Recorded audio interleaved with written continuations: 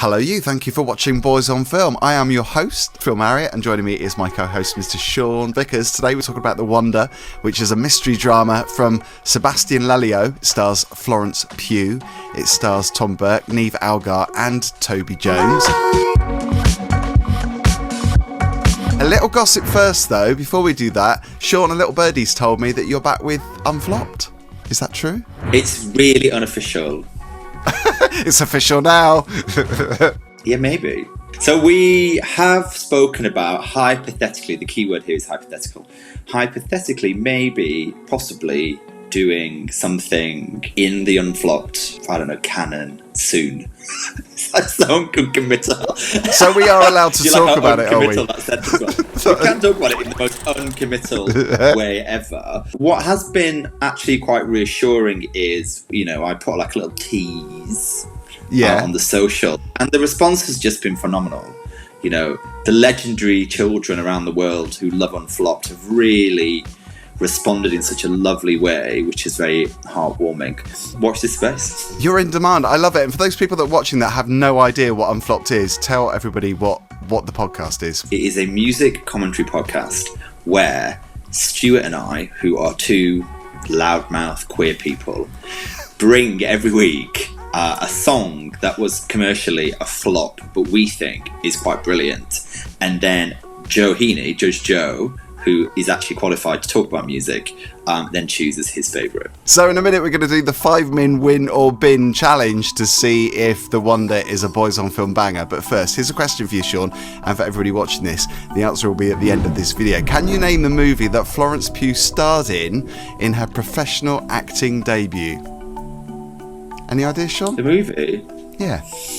Her first film. No, I remember her being in that series where she played a spy, an unwitting spy on the BBC. The Little Drummer Girl. I think that's where I think I first came across her. But before that, I don't think I can tell you.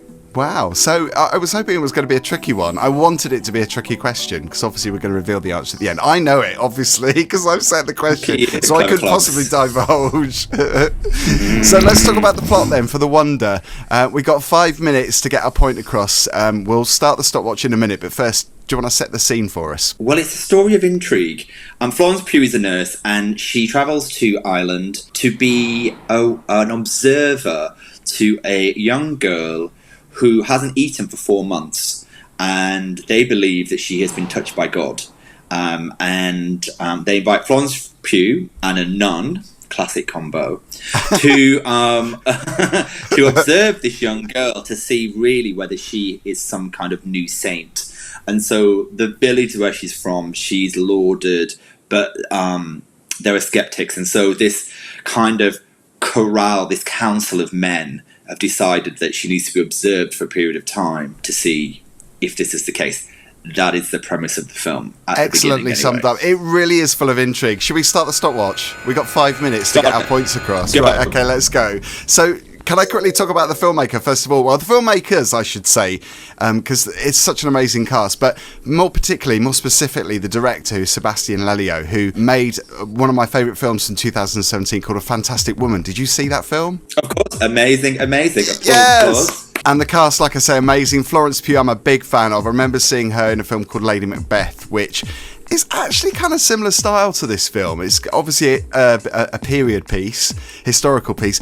And I have to say, I'm not a massive fan of historical dramas, usually. I was ticking all the boxes when I was finding out about this film. It's like, yes, I love the director, love the cast, love the vibe of it as well. And the music, produced by Matthew Herbert, who did a lot of remix work, electronic artist. He did work with Moloko, and he's just provided the most haunting score for this film. Sebastián Lelio is part of this kind of trio of Chilean filmmakers that are kind of blowing up. And the other one is Pablo Larraín. The other one is Andres Wood. And they're like this Chilean auteur meganess that's happening. I'm really into it. And I've been to Chile. It's mega. It also gave me Ammonite vibes, that Francis Lee film.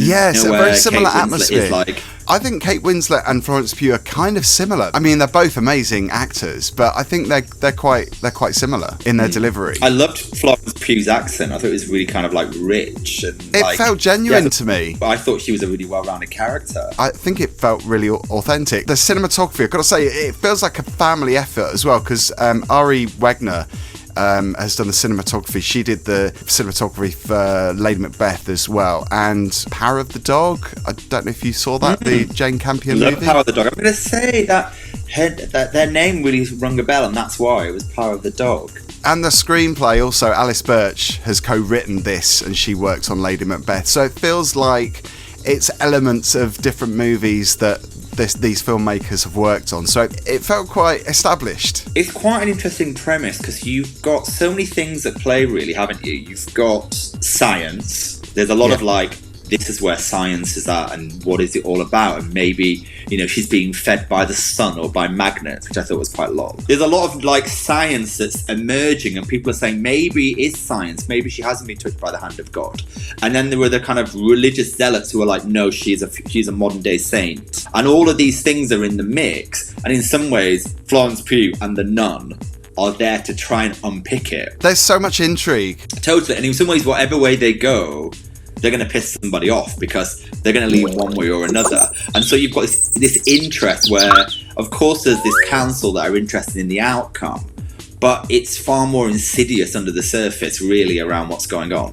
Absolutely, because it never felt predictable to me. It kept me, watching. I kept watching the movie, trying to find out what was going to happen. Florence Pugh's character is, she's going to bed, but she takes some medicine and then she pricks her finger, and she's got like a couple of knitted baby booties wrapped up delicately in a piece of cloth, and you see her kind of, obviously woozy from the medicine, and it gave that feel of being quite woozy as well, and the music helped towards that, because the music was kind of clattering pots and clicking and it's kind of weird wailing female vocals. It felt really haunting. I'm not normally into period pieces, but this for me, I just felt was a really great watch, and it felt really atmospheric. You've got the kind of 19th century barns, the dusty barns, you've got the atmospheric weather, the wind and the rain, and it feels very ominous, the clouds, and it's beautifully shot. And Niamh Algar as well, who's in Censor. I met her at the Censor screening. She did a red carpet there, and I was able to chat to her about that film that she was in. She's really good. She hasn't got a massive part here, but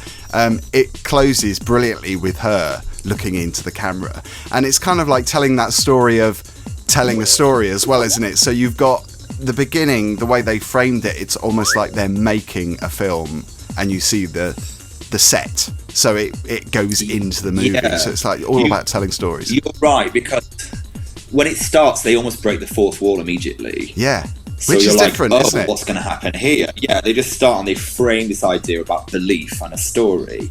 And at that point, I was like, this is going to go the way of Dogville or Mandalay, the Von Trier films, which, Dogville's my favourite film of all time. So I was like, ooh, is it going to do this? Shit, I'm not going to spoil it. But, it did trigger me, and I was like, oh, this is a very interesting way to start this movie, which is grounded in, like, the 1800s, early 1900s. I don't know what the time frame is, but it felt very different. So, the stopwatch, we got to 5 minutes. Is The Wonder a Boys on Film banger? Time to find out.